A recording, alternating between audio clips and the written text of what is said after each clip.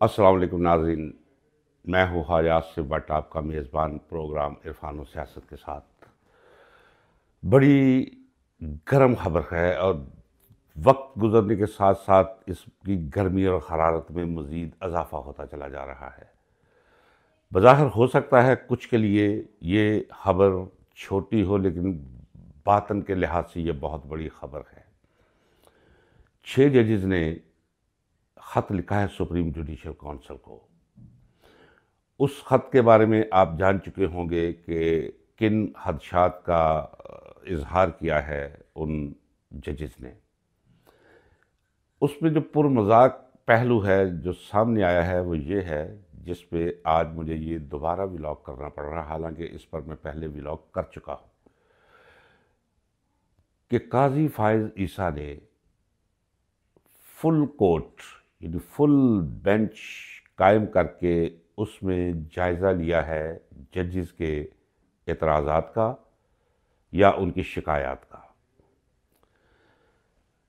دراصل اس سے بڑا مذاق میرے نزدیک کوئی نہیں ہو سکتا کہ قاضی فائز عیسیٰ اور جن ججز پر موصوف بینچ قائم کرتے رہے ہیں اور پھر پاکستان کی سیاسی تاریخ کی اتنی بڑی بے انصافیاں ان سے سرزد ہوئی ہیں کہ جن کا شمار نہیں کیا جا سکتا، لیکن تاریخ ان کا شمار ضرور کرے گی۔ بلہ چھیننے سے لے کر جماعت کو دیوار سے لگانے، عمران خان کو جیل بھجوانے، عمران خان پر مختلف مقدمات پے در پہ قائم کرنے اور پھر ایک سپیڈ کے ساتھ عمران خان کو سزائیں سنوانے کا یہ سارا معاملہ ایکچولی قاضی فائز عیسیٰ کی رضا کے تحت ہی ہوتا رہا۔ اور قاضی فائز عیسیٰ یہ سب کچھ کیوں کرتے رہے؟ وہ کسی کے کہنے پر کرتے رہے، اور آج مجھے کھل کر کہنا چاہیے کہ میں استعمال نہیں کروں گا کہ مقتدرہ کے کہنے پر، میں استعمال نہیں کروں گا کہ خلائی مخلوق کے کہنے پہ، میں یہ بھی نہیں کہوں گا کہ طاقتور حلقوں کے کہنے پہ، فوج کے کہنے پہ۔ آج مجھے یہ اس لیے کہنا پڑا ہے کہ آج آوازیں بلند ہوئی ہے عمران خان کے بیانیے کے حق میں جوڈیشری سے۔ کل کلا یہ فوج کے اندر سے بھی اگر آوازیں اٹھنا شروع ہو گئی تو پاکستان شدید خطرات میں آ جائے گا، چونکہ ایک ہی منظم ادارہ ہے جس نے پاکستان کی وحدت کو قائم کر رکھا ہے، اور اگر اس کے اندر آوازیں شروع ہو گئیں اور ٹوٹ پھوٹ کا آغاز ہو گیا تو پھر باقی کچھ بھی نہیں بچے گا۔ اس وقت ضرورت اس امر کی ہے کہ ہماری فوجی قیادت اپنی رائے میں تبدیلی پیدا کرے۔ ججز نے جو اعتراضات اٹھائے ہیں، جن شکوک و شبہات کا اظہار کیا ہے، آئیے ذرا ان کی طرف بھی چلتے ہیں۔ سب سے پہلے ہم ایک ضمنی سے معاملے کا وہ جائزہ لیتے ہیں۔ ناظرین، آپ کو یاد ہوگا کہ سابق وفاقی وزیر اعظم سواتی کو آج سے چند ماہ پہلے ٹی وی اسکرینز پر آپ نے دھاڑے مار مار کر روتے ہوئے دیکھا تھا۔ ہوا کیا تھا؟ اعظم سواتی چونکہ ٹارگٹ تھا، اور اعظم سواتی کہیں اپنی اہلیہ کے ساتھ کچھ چھٹیاں منانے کے لیے، کچھ وقت گھر سے باہر گزارنے کے لیے کسی جگہ پہ ٹھہرے تھے وہ مصروف، اور جہاں وہ ٹھہرے تھے وہاں ہماری خفیہ ایجنسیوں نے کیمرے نصب کر دیے اور میاں بیوی کی محرب الاخلاق ویڈیوز بنا لی، اور پھر وہ ویڈیوز اعظم سواتی کی بیٹی کو بھیج دی گئی کہ دیکھو اپنے باپ کو باز کر لو، نہیں تو یہ سب ہم عام کر دیں گے۔ اسی طرح ججز کو جو گھر دیے جاتے ہیں ان کے بیڈ رومز کے اندر کیمرے نصب کیے گئے، جو کیمرے پکڑے گئے ہیں۔ فوج کی ملک کی سیاست میں اس حد تک مداخلت نے ملک کا بیڑا غرق کر کے رکھ دیا ہے۔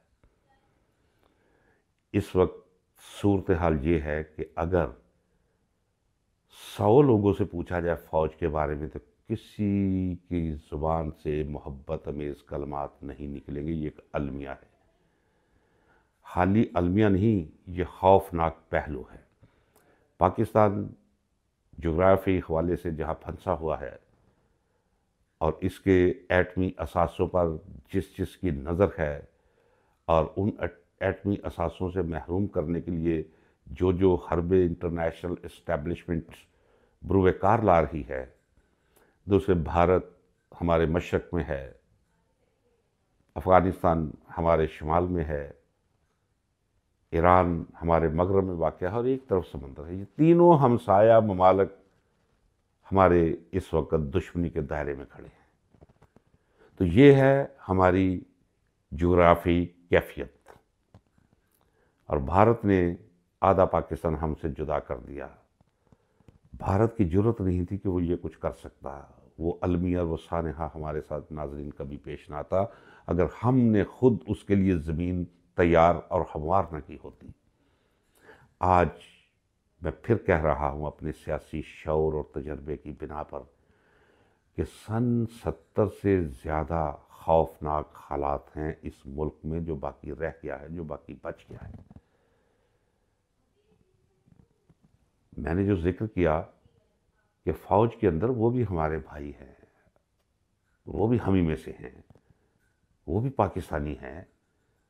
فوجی ہونا ایک اضافیت ہے، ہیں تو وہ پاکستانی، وہ بھی ذہن رکھتے ہیں، وہ بھی ضمیر رکھتے ہیں۔ اور میں جیسے پہلے کہتا چلا آ رہا تھا اپنے ولاگز میں انتخابات سے پہلے، کہ 8 فروری کو عمران خان کو لوگ اس طرح ووٹ دیں گے کہ پاکستان کی پوری طریقے انتخابات کا ریکٹ ٹوٹ جائے گا۔ لوگ مجھے کہا کرتے تھے کیا کہتے ہیں آپ، کسی کو پتہ ہی نہیں کہ کینڈیڈیٹ کون ہے، کسی کو تربوز، کسی کا نشان موم بتی، کسی کا لالٹن، کسی کا جھولا، کسی کا شلجم، کسی کا برنجل، تو یہ کیا ہوگا؟ لیکن مجھے عوامی شعور پہ اعتماد تھا، مجھے عوام سے یہ توقع تھی کہ وہ جان لیں گے کہ عمران خان کی کس کینڈیڈیٹ کے ساتھ آشیرواد شامل ہے، لوگ ووٹ دیں گے۔ 2/3 اکثریت بہت چھوٹی بات ہے، 2/3 اکثریت سے کہیں بڑھ کر عوام نے عمران خان کے حق میں ووٹ دیے۔ اور جب 11 ساڑھے 11 بجے باکسز کھلنا شروع ہوئے تو ہاتھ پاؤں پھول گئے سب کے، اور فوری طور پر اس بے حیائی پہ اتر آئے کہ سینہ زوری سے کام لینے لگے۔ ریزلٹس بدلنے پہ قادر نہیں تھے۔ فارم 47 وہ ہارے ہوئے لوگوں کو اعلان کر دیا کہ یہ جیت گئے ہیں، اور ان ہارے ہوئے لوگوں پہ مشتمل یہ حکومت عوام پر مسلط کر دی گئی ہے۔ میں پہلے بھی کہتا چلا رہا تھا کہ یہ ڈبہ فلم ہے، یہ نہیں چلے گی، اور میں ڈبہ فلم کا اسکرپٹ بھی آپ کو بتاتا چلا رہا ہوں کہ یہ چاہ کیا رہے ہیں، یہ کرنا کیا چاہ رہے ہیں۔ میں نے کہا تھا کہ نواز شریف کے ماتھے پہ وزیر اعظم کا اب کوئی نشان مجھے نظر نہیں آتا۔ یہ نہیں کہ مجھے کوئی الہام ہوا تھا، میں اندر کی سیاست کو سمجھ رہا تھا، میں اسٹیبلشمنٹ کے تیور پڑھ رہا تھا۔ انہیں چاہیے تھا وہ شخص کہ جو واقعی جوتے پالش کرنا جو ہے سیاست کے لیے، اپنی کسی غرض کے لیے، اس کے نزدیک کوئی معنی بھی نہ رکھتا ہو۔ نواز شریف پھر بھی اڑ جایا کرتا تھا، نواز شریف پھر بھی اختلاف کر لیا کرتا تھا، نواز شریف پھر بھی وہ ماتھے پہ شکن لے آیا کرتا تھا، لیکن یہ شہباز شریف قرۂ فال اسی کے حق میں نکلنا تھا، سو وہ نکلا۔ اور دوسرا وہ مریم صفدر، اسے وزیر اعلیٰ بنا دیا کہ نواز شریف کو کچھ نہ کچھ تسلی رہے۔ مسلم لیگ نون کی اندرونی سیاست کے بارے میں آپ کو بتا دوں کہ اندر سے آوازیں اٹھنا شروع ہو گیا، کیونکہ ان کے پلے کچھ نہیں رہا۔ عمران خان کا بیانیہ سر چڑھ کر بول رہا ہے۔ عمران خان کو تو اپنے دوستوں نے کہا ہے، اپنے ساتھیوں نے کہا ہے جو باہر ہیں، جنہیں قیادت عمران خان نے سونپی ہوئی ہے، کہ جناب ہم نے چونکہ سیاست کرنی ہے، ہمیں اسٹیبلشمنٹ کے ساتھ کوئی راستہ نکالنے دے۔ عمران خان نے انہیں سختی سے منع کر دیا ہے۔ انہوں نے کہا آپ تو باہر ہیں نا، آپ باہر رہیں، میں جیل میں ہوں، مجھے نہ جیل سے باہر آنے کا اتنا شوق ہے، میں نے اپنے اللہ سے لو لگائی ہوئی ہے، میں کتابیں پڑھ رہا ہوں، میں ان چوروں کے ساتھ کسی قسم کی کوئی راہ نکالنے کے لیے تیار نہیں ہوں۔ اب وہ وقت قریب آنے والا ہے کہ وہ لوگ جو کوئی مفاہمت کی راہ تلاش کر رہے تھے وہ بھی مزاحمت کی طرف آ جائیں گے۔ آج مولوی فضل الرحمان نے کہہ دیا ہے کہ رمضان کے بعد ہم سڑکوں پر ہوں گے۔ اگر مولوی فضل الرحمان سڑکوں پر ہوگا تو پی ٹی آئی تو سڑکوں پر ہوگی۔ پی ٹی آئی میں پہلے کہتا چلا رہا ہوں کہ اب کسی پارٹی کا نام نہیں، پی ٹی آئی یا پوری قوم کا نام ہے۔ معیشت پہلے بربادی کے دھانے پر کھڑی ہے۔ سیاست میں وہ غلاظت پھیلا دی گئی ہے کہ عوام اس تعفن سے رومال ناک پہ لیے پھرتے ہیں۔ فوج جس سے محبت کرنی چاہیے عوام کی نفرت کا نشانہ بن کر رہ گئی ہے۔